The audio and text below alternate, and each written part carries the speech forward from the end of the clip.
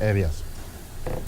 But we need to bring everybody on board, and that is why we are organizing this conference, so that we don't leave any integral stakeholder segment out as far as we are crafting the roadmap for development of Nyanza is concerned. To that, we want to invite academicians, we want to invite various value chains. I've been meeting some of those leaders of various value chains. I met farmers some time back. I'm meeting fishermen, I think in another week or so. I've met several other stakeholders. I've met teachers. All these people need to get the opportunity to come to this conference so that they also give us what, in their view, is what we need to do. What is it that we are not doing right? And what is it that we can do better? I really like your theme towards economic transformation of the Nyanza region. And if we are aligned to that theme,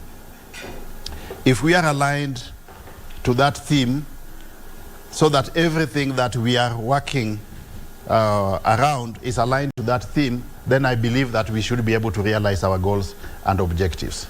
Let me mention from the onset that this is not a political initiative. And that is why we want really to keep the political class out of this initiative. The moment you introduce politics into an initiative like this, then it becomes a cropper, because people have got varying political what? Interests. But the only common denominator that we have is development of Nyanza. That is something that all of us would wish to do what? Would wish to see. So we want this to be professional-led as much as possible. And that is why so far almost virtually all of you are professionals in your functional domains. That is what has made you become part and parcel of this planning committee. It is not a political initiative, it is an economic initiative. And if we can keep it that way, then we are not going to have distractions along the way. I just want to highlight a few issues in your thematic areas, the thematic areas that you have identified. In the area of agriculture, we have a lot to do. The sugar companies are not doing well. And as government, we have said we are going to first of all pump money into this so that we start by paying off the debt which are owed. And then we will see how to realize those.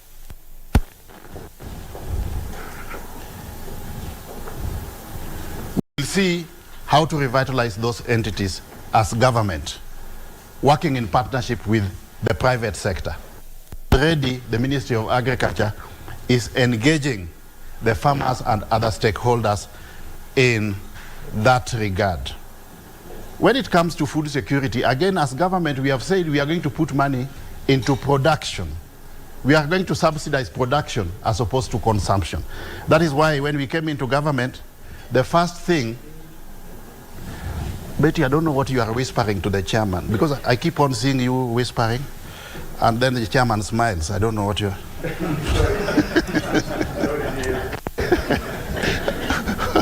Okay.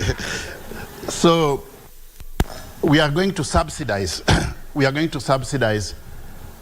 production as opposed to consumption. That's why when it comes to agriculture, we have started off by fundamentally reducing the cost of fertilizer and also making sure that farm inputs are affordable to the farmer. And those farm inputs, together with fertilizer, are now already available at our regional NCPB stores. In the micro, small and medium enterprises and even trade, we have got a lot of potential, but we must put our people together into working groups in the form of cooperatives. That area of cooperatives has got a lot of potential which is untapped. Lucky that within our domain we have got experts here. We have got Ademba, who has been in that cooperative for a very long time. We also now have the chairman of the SACCO Societies Regulatory Authority, Mr. Now, over the weekend, I'm telling him that he needs to engage Mr. Demba more so that we see how to organize our people into cooperative societies.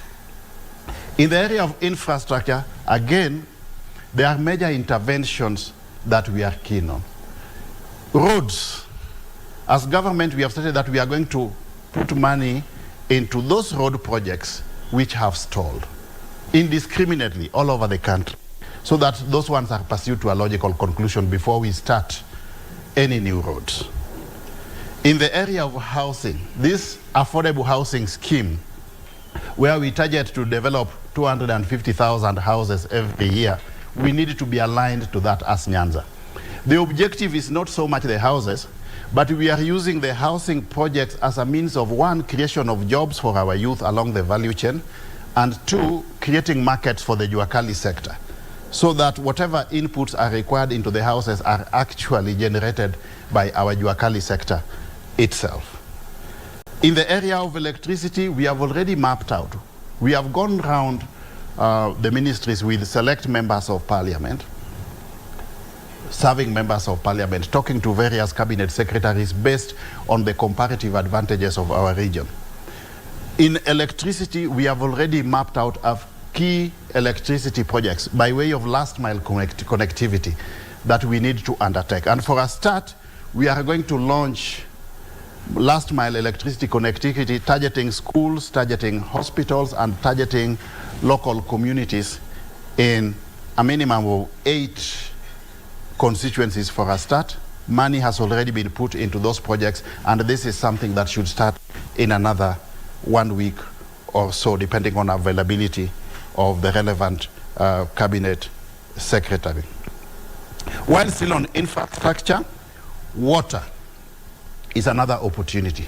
Again, we have mapped out as government various water projects that we need to pursue. We are aware that we have got the Korusoin Dam, which would be a major game changer in that region. That dam will help us by way of irrigation. It will help us for purposes of water, and it will also help us for purposes of power generation. That is something that we are keen to pursue. Within the space of the blue economy, there's a lot of potential. And just for purposes of your information, when we formed government as Kenya Kwanza, in our first cabinet, the first project that the president has appended his signature to is the Kabonyo Fishing Training Institute. And that project is costing a whopping 3 billion shillings. The contractor has already been procured. It will be commissioned within the course of this month, before the end of this month, so that our fishermen can be by way of modern fishing techniques. But we will go a step further and also identify the necessary interventions in the field of the space of fish caging and other appendages. But more specifically, it is actually quite embarrassing that fish is there in Lake Victoria, but within Kisumu itself, we are eating fish imported from China. So we need to ask ourselves, where did we go wrong? I'm very happy with some initiative undertaken by an entity called Victoria Farms, somewhere in Homa Bay, yeah? In Beta, yeah, in Beta. That's a major initiative. And this just shows you that the private sector has got a lot of potential in almost all these facets, and we need actually to tap into the potential of the private sector. Just last week, I also had a meeting with a former MP for Alego, who is also an investor in that fish caging or fish processing space, and listening to him, and I even took him. I left whatever I was doing to take him to the cabinet secretary for blue economy, because I realized whatever he's doing would be a major game changer for our region, but it is not optimally executed. In the area of irrigation, the only sustainable of ensuring is through irrigation agriculture. We can no longer rely on rain-fed agriculture, because rain is what? Is air. For a start, we need to do a major irrigation fed agriculture within the Yala swamp. That would give us adequate food, perhaps to supply the whole of Nyanza. In ensure that the aero irrigation scheme is optimally exploited. The government is already come in through a major irrigation initiative, but we also need to think of a processing plant, yeah, that can enable the people of that who are involved in that activity optimally exploit their potential. Healthcare care systems, we are not doing well at all.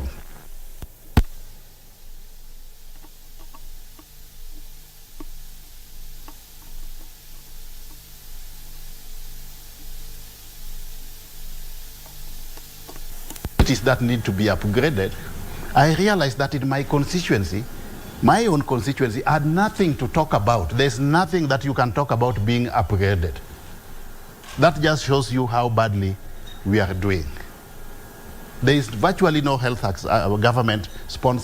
major government-sponsored health activity in my own constituency. So again, we need to think, what do we need to do with our health facilities? As much as health is devolved, there is just so much that the counties can do. What can we do through public-private partnerships? And quite a number of you have got a lot of networks, global networks, which we can exploit so that we our health systems. Education, Nyanza used to be the cradle of education. More specifically, Siaya, where I come from. Or Game for that matter. Let me say Game. Yeah, but Game, yeah.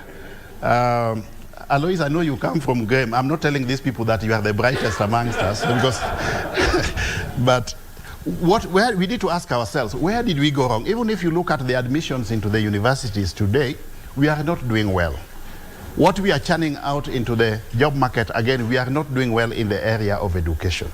Where did we go wrong? This is a discussion that we need to have. The schools that used to do well in Nyanza, Maseno, Luak Girls, Yala, Cardinal Otunga, Ogande, they are no longer doing well. Asumbi Girls, they are no longer doing well. So where did we go wrong?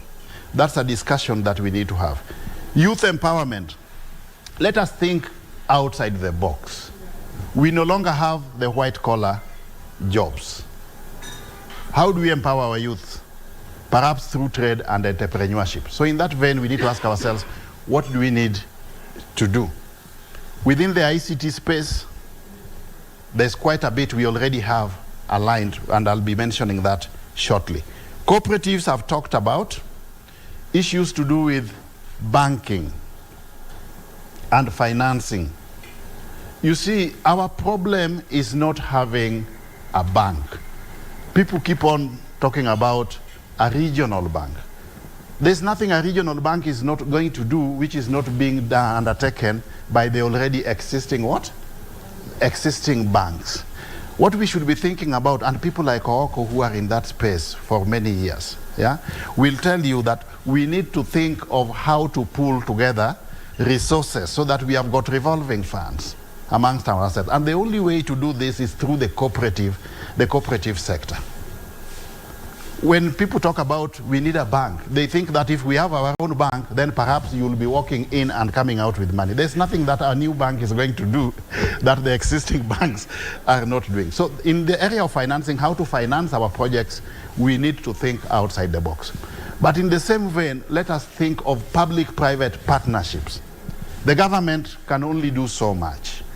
The county governments, whatever resources they have, is like a drop in the ocean compared to the financial outlay that we require to implement the development agenda. So that space needs quite a bit of thinking and concerted effort. ICT is a game changer. It is a critical success factor moving forward. And deliberately, I've said that when we are rolling out ICT infrastructure in other parts of the country, we will also do the same in Nyanza. Yeah, we are rolling out fiber, 100,000 kilometers of fiber. In that space, as we do that, we'll ensure, we have already mapped out all over the country areas which don't have connectivity. And we'll ensure that Nyanza is also covered, just like other regions.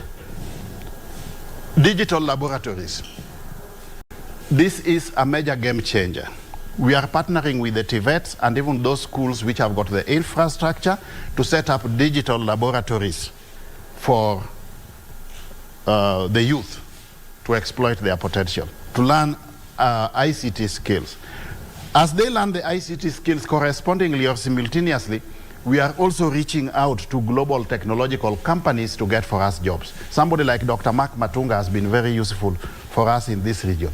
We are linking up this youth with digital jobs, with global technological companies for purposes of digital jobs. And you'll be shocked that even those who finished or completed school in Form 4 last year, today through digital, in that digital space, they are earning in dollars an equivalent of about 200,000 per month. So it is a game changer. We need to create a critical pool of our youth with digital skills so that they can optimally exploit their potentials based on their skills, competencies, and knowledge.